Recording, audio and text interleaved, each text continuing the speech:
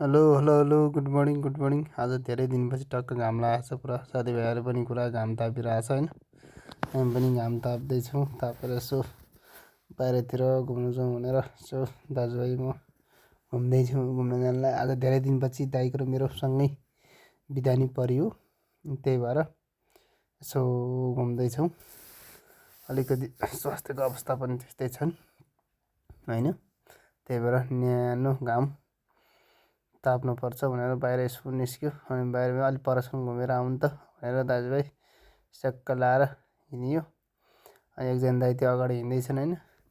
आज फेरि स्यालेरी आएको दिन नि अब दाइ फेरि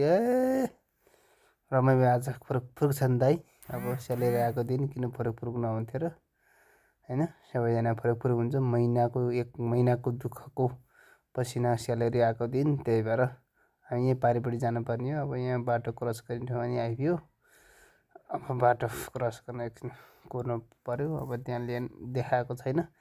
त्यही भएर बाटो कुर्नलाई अब यहाँ दाइ हुनुहुन्छ दुईजना दाइ अगाडि म पछाडि छु यसो